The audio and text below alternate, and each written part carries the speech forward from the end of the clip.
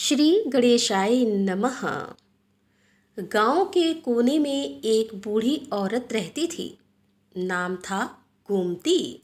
उसका कोई नहीं था, बस एक पुराना सा कच्चा मकान और एक गहरी श्रद्धा गणेश जी के प्रति। उसके दिन की शुरुआत गणेश जी की भक्ति से होती थी।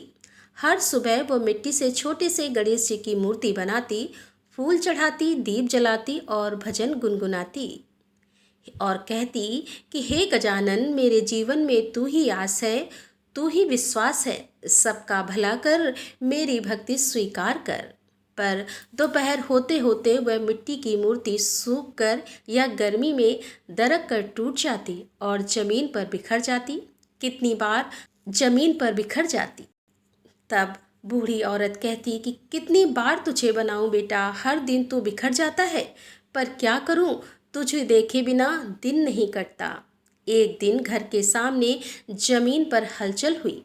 गांव के सेठ रघुनाथ का नया मकान बनने लगा। दूर दूर से मजदूर बुलाए गए थे। दादी अपनी लाठी टेकती हुई वहां पहुंची और मजदूर ईंटें ढो रहे थे, दीवारें उठाई जा रही थी। तब दादी ने कहा कि बेटा सुनो, क्या तुम मेरे लिए एक पक्की गणेश जी की मूर्ति बना सकते हो? मेरी मिट्टी की मूर्ति रोज टूट जाती है। तब मजदूरों ने कहा कि अरे दादी, हम यहाँ करोड़ों की कोठी बना रहे हैं और तुम कह रही हो कि मूर्ति बनाओ।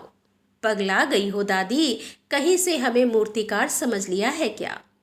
उसकी बात सुनकर बाकी मजदूर हंस पड़े। तब दादी ने कहा ठीक है बेटा, कोई बात नहीं, भगवान देख रहे हैं, वही मेरी परेशानी हल करेंगे। वह चुपचाप लौट आई। उसकी आंखें भर आई थीं, लेकिन उसने कुछ नहीं कहा और उसी दिन से जैसे ही मजदूर दीवार बनाने लगते, दीवार खुद ब खुद टेढ़ी हो जाती। तब मजदूर कहते कि अरे यह क्या हो रहा है, नाप के बना रहा हूँ फिर भी दीवार टेढ़ी बन रही है, 4 बार तोड़ के बना चुका हूँ, हर बार टेढ़ी हो जाती है, यह जादू है क्या? सुबह से शाम हो जाती लेकिन दीवार कभी सीधी न बनती। अगले दिन फिर वही हाल। 3 दिन बीत गए। सेठ रघुनाथ का गुस्सा 7वें आसमान पर था। सेठ रघुनाथ ने कहा कि क्या तमाशा है ये, 3 दिन से दीवार नहीं बनी। सेठ जी, हम पूरी मेहनत कर रहे हैं मगर दीवार खुद ब खुद टेढ़ी बन जाती है। सब कुछ नाप के हो रहा है लेकिन जैसे कोई रोक रहा हो।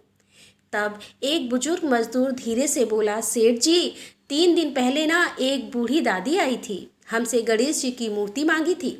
हम सब ने उसका मजाक उड़ाया, तभी से यह सब हो रहा है। लगता है उनकी भक्ति में कुछ है। तब सेठ कुछ पल चुप रहा, फिर तेज कदमों से सरस्वती दादी के घर पहुंचा तो देखता है कि दादी फिर से एक टूटी मिट्टी की मूर्ति के टुकड़े समेट रही थी। तब सेठ ने कहा, दादी हमें माफ़ करिएगा, हमसे बहुत बड़ी भूल हो गई है, आपकी भावनाओं का मजाक उड़ाया है, शायद इसी का नतीजा है कि वह दीवार टेढ़ी हो जाती है। तब दादी ने कहा, मैंने कुछ नहीं किया बेटा, बस गणेश जी से कहा कि सब देखो, बाकी तो उन्हीं की सब माया है। तब सेठ ने कहा कि दादी, आपकी भक्ति को हमारा सलाम है। मैं वादा करता हूँ कि आपके लिए एक सुंदर संगमरमर की मूर्ति बनवाऊंगा। वो ना टूटेगी और ना ही बिखरेगी। कुछ दिनों के बाद गांव में हलचल थी। सेठ खुद संगमरमर की मूर्ति लेकर दादी के आंगन में आया और कहा, दादी ये लीजिए, अब आपका गणेश जी कभी नहीं टूटेंगे। तब दादी ने कहा कि आज मेरे बरसों की भक्ति सफल हो गई बेटा, गणेश जी ने मेरी सुन ली।